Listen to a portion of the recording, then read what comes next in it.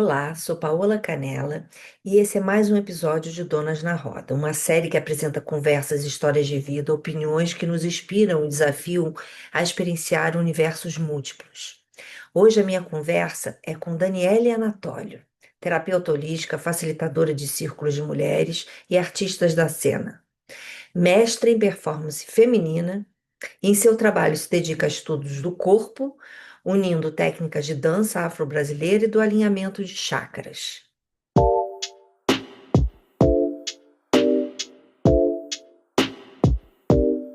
Oi, Dani, bem-vinda à nossa roda. Tudo bem por aí? Tudo ótimo, querida. Obrigada pelo convite. Prazer estar aqui nessa roda. É um prazer ter aqui você. Dani, estava olhando aqui a sua apresentação. Você trabalha muito com o universo feminino, né? Facilitadora de círculos de mulheres, performance feminina. Como é que você vê isso? É uma forma de curar o seu feminino? Com certeza, né? Toda vez que a gente está fazendo algum tipo de trabalho, né, nesse campo que é para fora, para o externo, né, algo vai se alinhando aqui dentro também. Para poder fazer, né, esse para fora, tem uma construção, né, de alicerce antes. Eu atendo todo tipo de público, mas muito organicamente, né? Desde que eu me tornei terapeuta, as mulheres, eu atraio muitas mulheres. Mas até antes de me tornar terapeuta, né? Eu sempre conto que eu venho de uma família matriarcal. Estar perto do feminino, estudar o universo da mulher, sempre fez parte da minha caminhada de alguma maneira, né? Eu sou artista, além de terapeuta, então as peças que eu fiz, né, eu fui me dando conta disso ao longo do tempo, assim. Quem teve na minha base de criação, né, quem estava sempre me apoiando, então esse universo feminino sempre teve muito presente. Eu me formei, sou graduada em História, me formei bem novinha e, mais uma vez, assim, no campo escolar, eu sempre tive muito próximo das mulheres.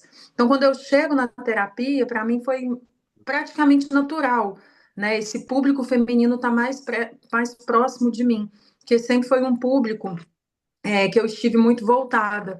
E como sou uma artista da cena, que trabalha, que pesquisa o corpo, pensar o corpo feminino também colaborou a dança nesse sentido, né?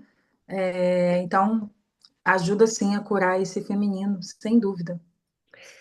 Com assim, no seu histórico, na sua jornada, quais são as dores que você vê mais assim que chegam desse feminino? No geral, são as dores relacionadas à vida afetiva, né? Eu acho que uma das maiores dos maiores desafios assim que a mulher se encontra é o trabalho do amor próprio, né?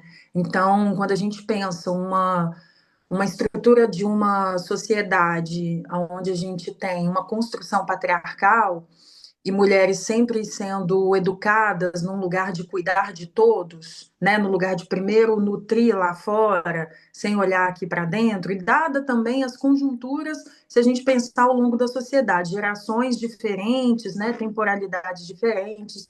Então, assim, o exercício de voltar para si é algo muito novo, pode-se dizer assim, né, conscientemente para muitas mulheres. Então, eu percebo que as dores relacionadas a todos os aspectos relativos ao afetivo, amoroso, tem as dores do familiar também, que eu acho que é um percentual muito grande, mas no que diz respeito a esse universo do ser amado, né? Eu percebo que essas são os maiores indicativos de dores. A mulher foi ensinada a não se permitir, Uhum. né? Como tudo é permitido do outro em relação da mulher, mas ela para si se permite muito pouco, se vê muito pouco. Né? Então, todo esse trabalho de cura do feminino, e viés ancestral, né? Obviamente, mas todo esse trabalho da cura do feminino parte desse princípio da mulher se ver, se olhar e se permitir, né? Essa ausência dessa permissão, né, toca no sentido da liberdade, né, de um histórico muito privado, de corpos também muito privado. Então, eu percebo, por exemplo, eu estou sempre unindo minhas duas bagagens, que é um pouco da arte, um pouco da terapia. Então, quando eu estou no círculo de mulheres, eu trago muito a dança. que é uma das linguagens que eu trabalho. E eu percebo nitidamente, inclusive eu estou agora me debruçando numa pesquisa nesse sentido, por estar estudando a dança do ventre, né? Soltar essas cadeiras, esse quadril, né? Que tem a ver também com o exercício da sensualidade, da sexualidade, de uma liberdade desse próprio corpo, é a região mais travada que a gente tem. Então, assim, isso diz muito também, considerando o histórico mesmo, né? Que eu acho que todas as mulheres estão inseridas de alguma maneira e que com o passar dos anos, né, essas mulheres vêm aprendendo, né, as gerações cada vez mais esse estágio de liberdade com o próprio corpo, seja para poder vestir, seja para poder dançar, né, uma dança que às vezes é numa festinha de família, bailando o corpo, ou é a prática da dança onde você se inscreve mesmo, igual alunas minhas que vão lá.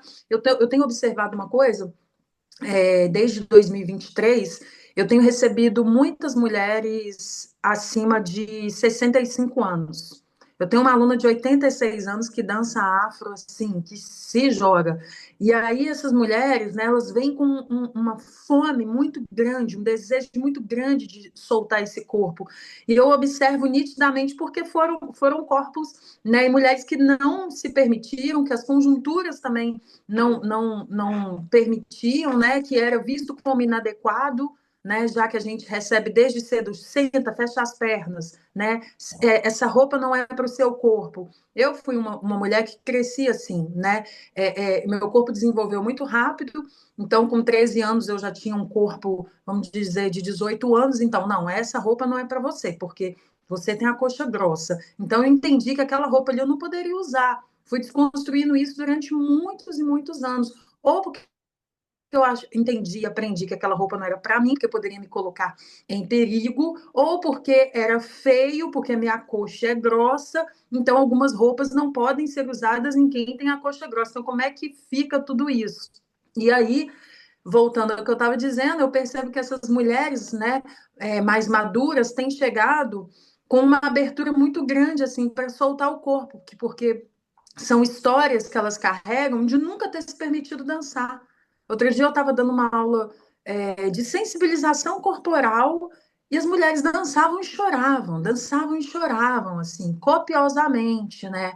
Porque o corpo não mente, né? E na organicidade de cada movimento, a gente vai curando e limpando essas emoções. Então, tem sido, inclusive, muito prazeroso poder estar dando aula para grupos de mulheres mais maduras, né, de 60 mais, talvez nunca tenha passado pela cabeça de alguma delas que em algum momento ela iria fazer uma prática de dança do ventre, né? Que seria possível bailar o corpo com essa dança, que é uma dança que passa por um lugar da sensualidade, que não é a sensualidade para o outro, mas que é o universo da minha Kundalini mexendo ali, me transformando internamente, me ajudando a curar, né, marcas desse corpo físico e desse corpo emocional.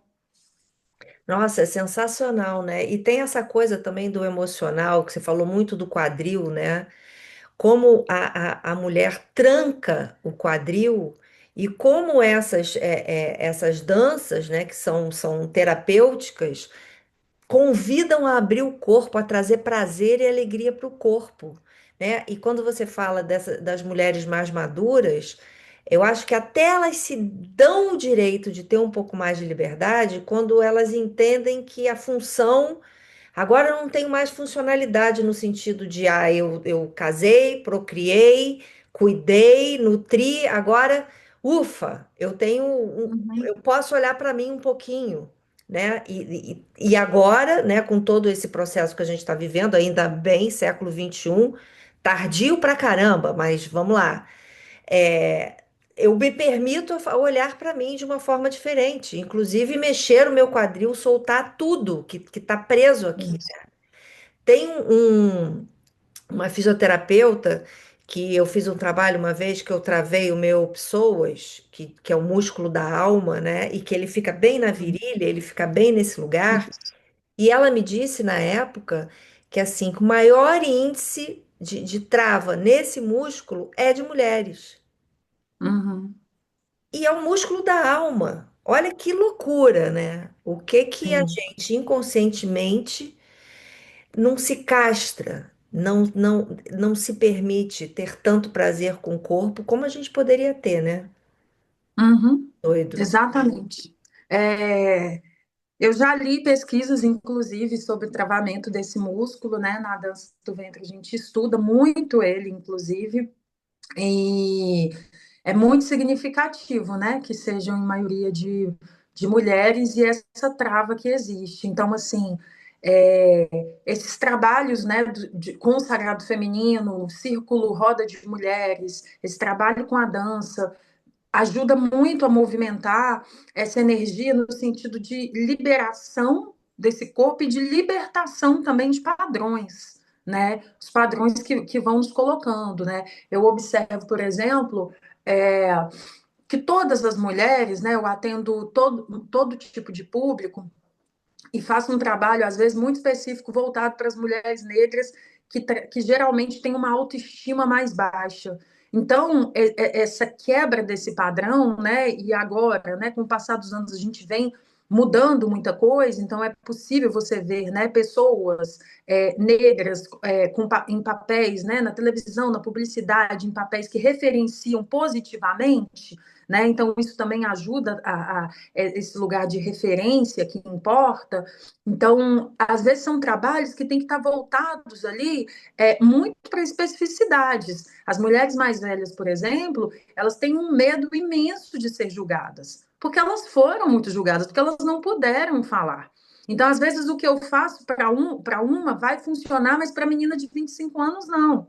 Ela já nasce num período onde ela entende que, assim, tá tudo bem, ontem eu estava beijando um, terminei, hoje eu estou beijando o outro, isso é extremamente natural nessa geração de quem nasceu nesses últimos 20 anos.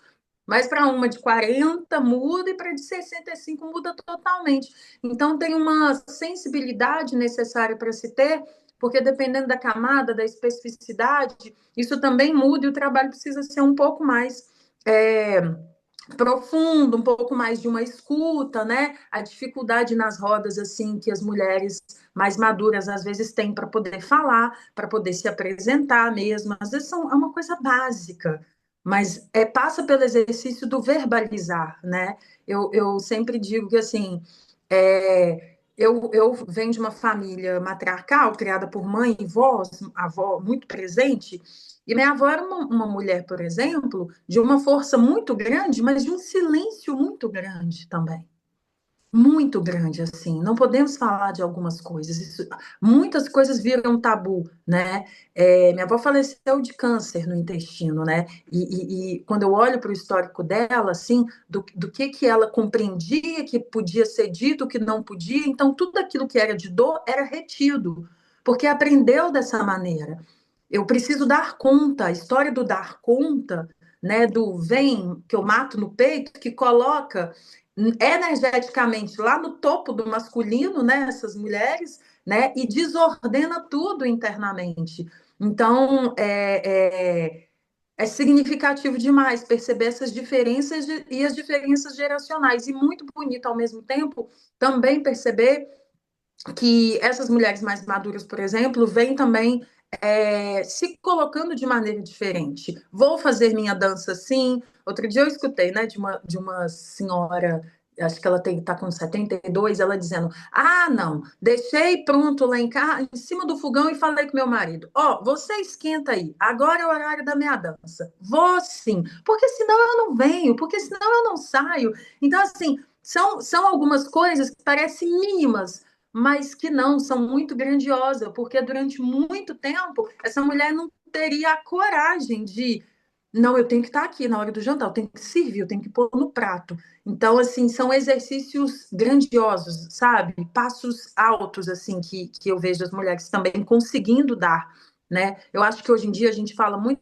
mais sobre o universo da terapia, acho que a pandemia ajudou a ressignificar muitas coisas, né? O acesso e esse entendimento dessa cura, né, desse lugar de amor próprio, porque todo mundo vai ter uma história com marcas, e o que a gente faz disso é o que nos interessa, né?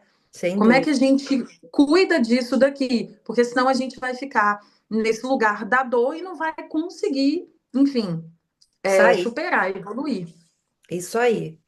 Agora, como é que fica? Eu te conheci como terapeuta e você também é atriz, né? Outro Isso. dia vendo televisão, pá, Dani na novela. Como é que é conciliar isso, né? Porque não é só uma artista que trabalha com a visão terapeuta, né? Você é uma atriz que faz peça, que faz novela, faz uma filme. Como é que é conciliar esses dois mundos? Ou eles se integram? Em alguns trabalhos que eu estou fazendo, eles se integram, como, por exemplo, nos retiros, nos círculos de mulheres, eles se integram ali. Mas na prática do dia a dia, é desafiante, às vezes, um pouco essas agendas, né? Então, por exemplo, eu compreendi que eu teria que organizar muito bem a minha agenda enquanto terapeuta para eu conseguir estar dentro, por exemplo, do universo do audiovisual, que funciona de uma maneira totalmente diferente que me tira do meu controle. Totalmente. Então, assim, por exemplo, quando eu estou gravando essa semana mesmo, amanhã eu vou gravar, vou estar no set. Eu perco o controle totalmente, porque não existe uma coisa de você vai ficar aqui de 14 às 22. Se o helicóptero passar, a gente tem que voltar e gravar de novo. Se o cachorro latir onde tiver, tem que gravar e vir de novo. Se der um pane técnico, tem que gravar e fazer de novo. Então, muitas vezes, eu não consigo ter uma certeza de que horas exato que eu saio quando eu estou em audiovisual.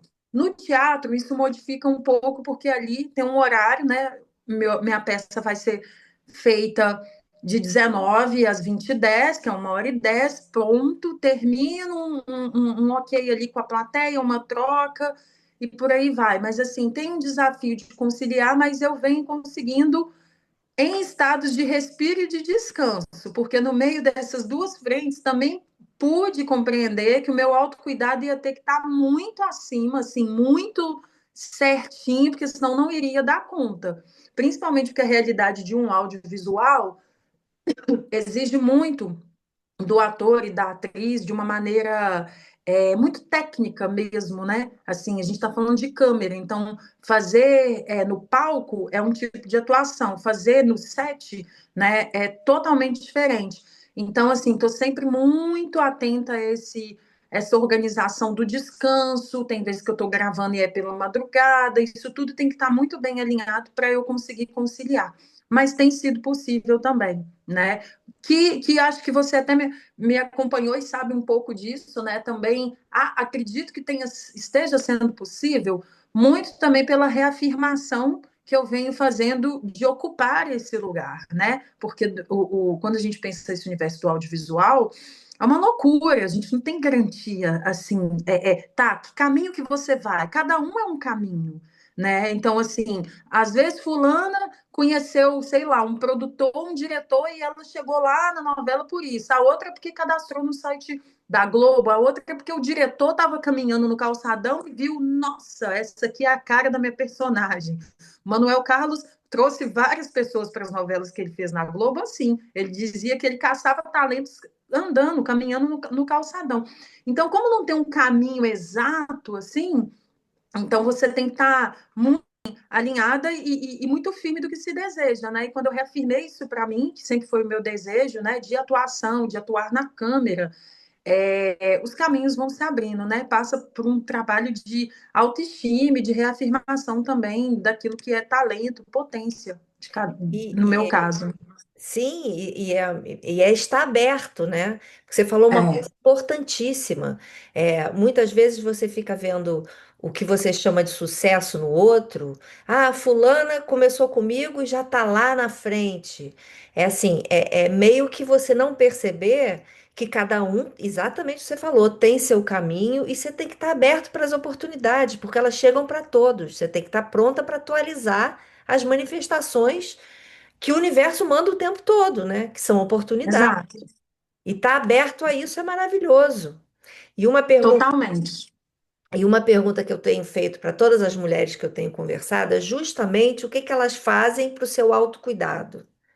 Qual é a sua rotina de autocuidado que faz com que você fique nesse lugar, né? De autoestima, nesse lugar do seu lugar mesmo, né? Ocupar a sua Uhum. cadeira. Sim. Tem várias coisas que eu posso dizer que eu tenho conseguido sustentar na prática, mas tem uma nos últimos tempos, assim, últimos meses, que eu acho que a partir desse ano especificamente eu realmente firmei e tem feito diferença, que é o meu sono.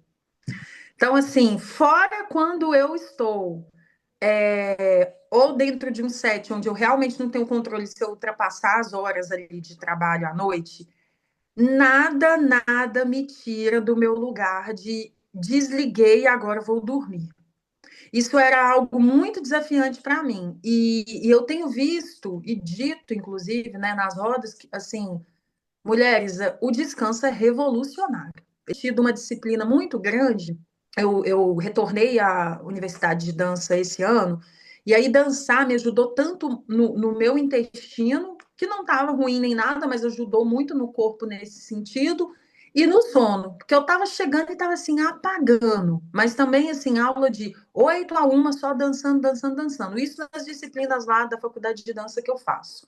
Bom, dito isso, eu percebi assim, cara, como que o sono me engrandece. Então, assim, eu tenho uma alimentação extremamente balanceada. Isso se deu de 2020 para cá. Eu passei por um processo de reeducação, né? Eu tenho menos 45 quilos, saí do estágio de obesidade, trato e lido com isso assim de uma maneira muito séria, sempre trazendo para as pessoas, porque a obesidade é uma doença, não é qualquer coisa, não é só estar gordinha, não é só estar acima do peso. Então, eu estava num estágio de preocupação mesmo com a saúde. E aí, quando eu faço essa mudança de reeducação alimentar, muitas coisas mudaram. Atividade física eu sempre já fazia pelo fato de estar com teatro, dança, gostar muito de correr, academia, isso eu fazia de alguma maneira, mas minha alimentação era desregulada. Então eu comecei a mudar essa alimentação e aí começo a trazer de um tempo para cá o sono como algo assim, agora eu não vou mexer. Então, assim, eu tenho passado. No início foi um desafio, mas entender assim, recebi uma mensagem no WhatsApp ali, não respondo. Se passou das 22h15, não respondo. Só se for minha mãe lá em Belo Horizonte me pedindo alguma coisa urgente. Tirando isso, eu tive que firmar comigo esse cuidado de assim, vou me desligar. E estar dormindo bem tem feito total diferença. Para além disso, né, uns cuidados que eu sempre trago, que é um escalda-pés, atenção à quantidade de água que eu bebo, né?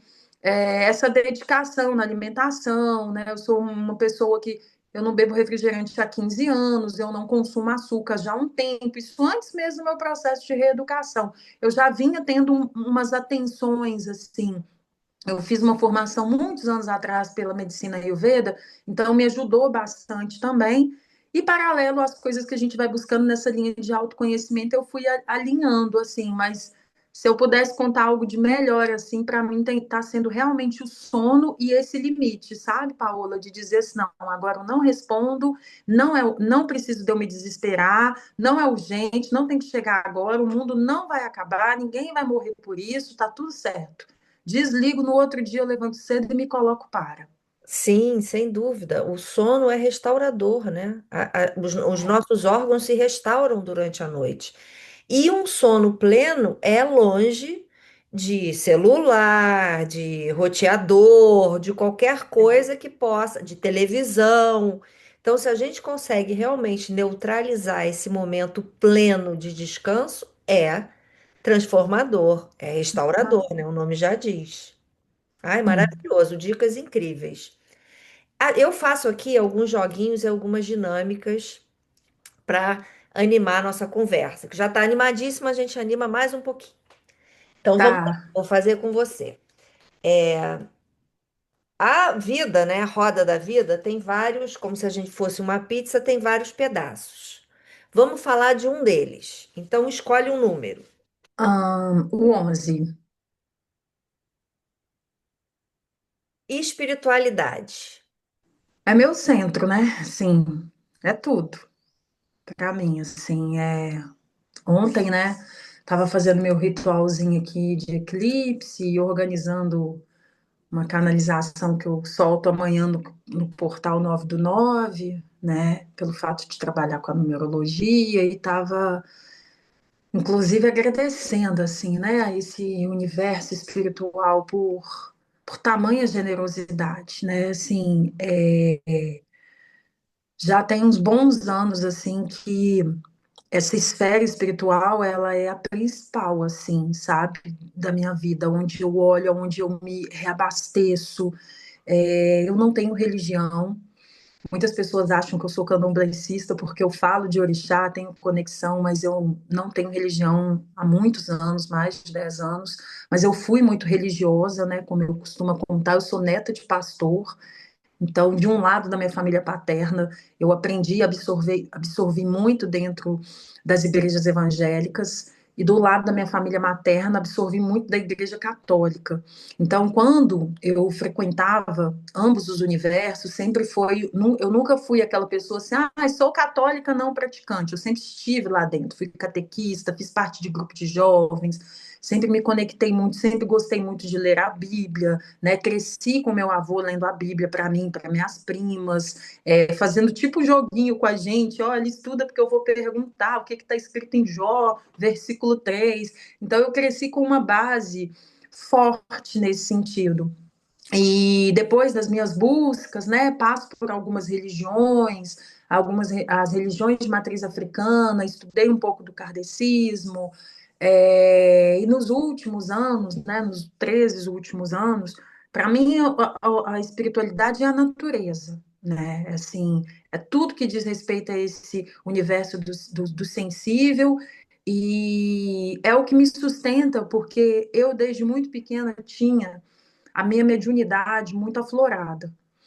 Não sabia, não ouvia essa palavra na minha criação, mediunidade, ser sensitiva, né? Porque a religiosidade que minhas famílias praticavam era uma religiosidade mais dentro de uma forma ali, né? Não era um kardecismo, pelo menos, que a gente poderia falar do mundo espiritual e tal, mas sempre com uma mediunidade muito aflorada. E aí, quando no início da minha juventude, eu começo a estudar algumas religiões, filosofias, a ler, entender por que, que eu via coisas, por que, que eu escutava coisas, até que a minha iniciação no Reiki foi o que abriu mais os portais, assim, né? Onde eu pude colocar toda essa força canalizada e ao meu favor, né? Cuidando desse eixo espiritual. Então, assim, espiritualidade para mim é tudo, né? Eu me mudei no ano de 2012.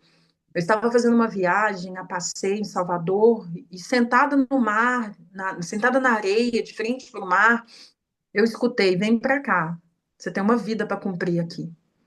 Eu imediatamente cheguei em casa de volta e falei: mãe, eu vou me organizar, eu vou morar em Salvador, a Bahia está me chamando. Por quê? Para quê? Não sabia. A única coisa que eu tinha desde adolescente é: vou morar no Rio de Janeiro. Rio de Janeiro é onde está a Rede Globo, audiovisual. É isso. Nunca pensei em morar em Salvador. Nunca passou pela minha cabeça. Mas eu aprendi com o tempo, assim, não questiono intuição, né? E fui me organizando em questão de pouquíssimos meses, me mudei. De coração aberto, seguindo e confiando ali nesse eixo espiritual. E aí depois eu entendi, né? Por que, que eu fui para lá, né? Que não adianta a gente tentar entender. Intuição não é para entender, é para sentir e ter a coragem de se deixar ser guiada. Então, assim, espiritualidade para mim é tudo, né? Depois eu compreendi o que, que eu fui fazer, né? Então eu fui fazer um resgate que passava pelo ancestral, né? Minha iniciação no candomblé, a minha iniciação no reiki, a minha iniciação na medicina ayurveda e tudo que eu absorvi foram com pessoas que cruzaram o meu caminho estando naquela terra, que não era a minha terra natal, mas que por algum motivo eu escuto em algum momento e decidi dar esse passo. Então, assim, confio demais e só gratidão por esse universo sempre, sempre em atenção para cuidar, para sustentar isso aqui que a gente chama de matéria nesse veículo. Então, é assim que eu acredito, sabe? Não julgo religião, como eu passei muito por estudos e por vivência, né? E por uma criação também, ora de um avô pastor, ora de uma avó senhora beata de igreja, aprendi muito, né? Trago até hoje. Então, assim, para mim, meu tercinho está aqui do lado, tem dia que eu acordo 3h15, não consigo dormir mais. Prática que eu aprendi com vovó, pega o terço e reza, pega o terço e reza. Tem dia de manhã que eu acordo com muita vontade de voltar lá em Eclesiastes 3 e ler que há um tempo para cada coisa debaixo dos céus. Volto lá e faço, e absorvo. É assim que eu vivencio e compreendo espiritualidade. E é isso, né? Todas as religiões, de uma certa forma, elas trazem uma contribuição.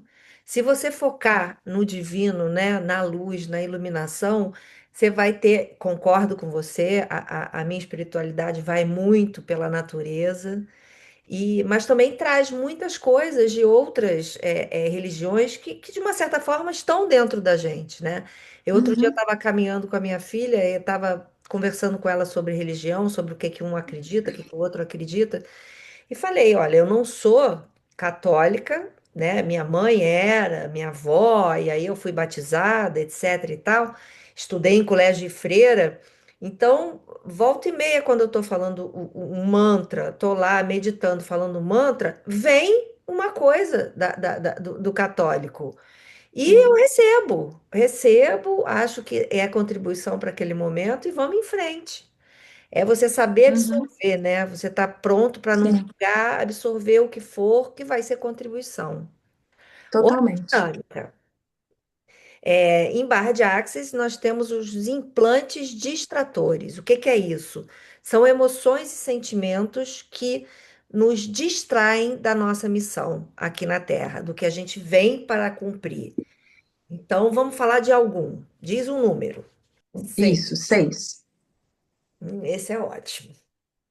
Ciúme. Ciúme. Como você vê esse implante de extrator? Nossa, algo desafiante, hein? Impressionante, né? Como o campo trabalha. Ele traz o que tem que trazer. Totalmente. É... Bom, eu sinto que assim, né, Paula? Desde. Eu cresci, eu tenho só um irmão, que é bem mais novo que eu, mas pensando no contexto de irmandade mesmo, eu acho que a gente aprende tão desde cedo essa ideia da comparação e que faz causar um possível ciúme ali, que depois traz para relacionamento, né? É, E eu sempre fiquei refletindo assim. Eu fui criada, eu fui filha sozinha, né? Assim, única durante muitos anos. E eu lembro que de criança eu sentia falta de ter um irmãozinho. Só eu falava, mãe, eu quero ter um irmão só para ter ciúme. Eu falava isso assim, porque eu via as minhas primas falando, tô com ciúme, não sei o quê, sabe? Desde pequena. E é tão.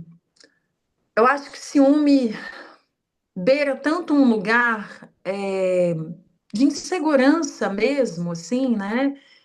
E que passa por um universo também de uma insegurança e da comparação, né? Eu acho que a gente, mulher especialmente, sempre muito nesse lugar de ser comparada com a outra, fulana é mais bonita, a irmã mais bonita, né? Enfim, e eu vejo o ciúme assim, para mim é desafiante, porque nos meus relacionamentos, sempre tive uma tendência a atrair parceiros muito ciumentos. E o tempo todo eu precisava lidar com isso.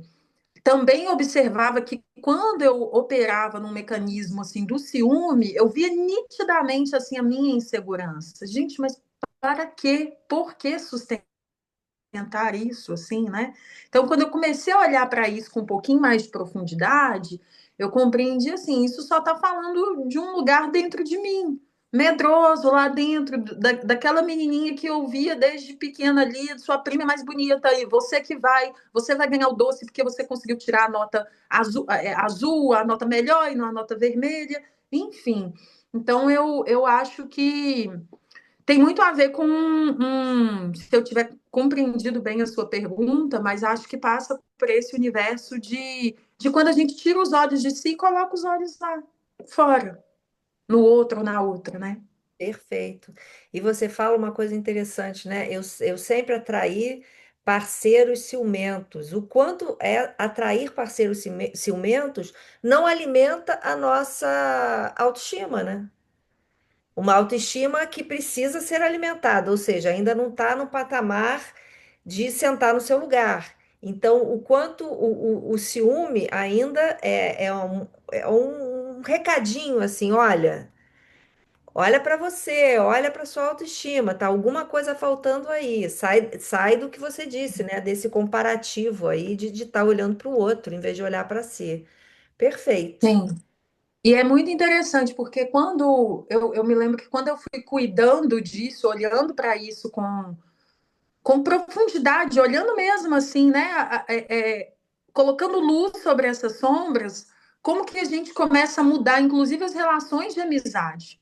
Porque nas relações de amizade, né, assim, eu comecei a fazer teatro com 14 anos e no teatro a gente tudo é muito coletivo. Então assim, eu sempre fui uma pessoa que tive muitas amizades, andando com muitos grupos, teatro é em grupo. Então até nessas relações assim, eu percebi esse bichinho do ciúme lá. E aí quando eu começo a olhar, a cuidar disso, como que todo o universo muda e você começa a atrair outros tipos de pessoas com outros tipos de comportamento, né? E eu vim experimentando isso nos últimos anos, assim, observando minhas relações. Que bacana estar com uma pessoa, com uma amizade que não me exige, porque você não me ligou, sei lá, no meu aniversário. Como que você esqueceu de mim, né? Que não precisa de uma comparação, que está tudo bem, tem um laço de amizade aqui e é verdadeiro quando se faz presente, quando as agendas conseguem encaixar e quando não encaixa, está tudo bem. Que legal poder estar relacionando com um homem agora, né, seguro, né, com um homem aberto, que não precisa desse lugar de onde é que você estava. Então, assim, é muito bonito de ver como que quando a gente tem a consciência, né, eu acho que passa por isso, assim, se você não tiver consciência clara, nítida desse bichinho, que no caso aqui é o ciúme, não transforma, né? E fica o padrão repetitivo. E que é possível também da gente ir mudando, né? Obviamente, porque algumas coisas são tão intrínsecas, né? Que às vezes parece que a gente naturaliza. O ciúme mesmo dentro de relação é sempre muito naturalizado. Não, claro que eu sinto ciúme. Ué, se eu gosto da pessoa, não, claro, não, né? A É, gente aprendeu isso. com certeza. Muitas pessoas ainda acham que o ciúme é uma forma de amor. Isso, Muito exato. louco, né? Mas ainda acham isso, né? E pode ser, é uma forma de amor, uma forma de amor possessivo, né? De um amor que precisa sair do primeiro andar e ir lá para o quinto, né? Tem uma estrada Isso. ainda para trazer consciência para esse amor. Sim, sim. E para finalizar, eu fiz um trabalho aqui radiestésico com algumas deusas e 12 se apresentaram para trazer uma Que pergunta. lindo. Então, vamos lá. Escolhe um número. 9. 9 já saiu. Já? Então, 3, que é meu número de cabeça. 3. 3 está aqui te esperando. Mamaquila, a lua. Como você lida com os seus ciclos? Depois eu digo o recado da deusa para você, mas como você lida com os seus ciclos é a pergunta.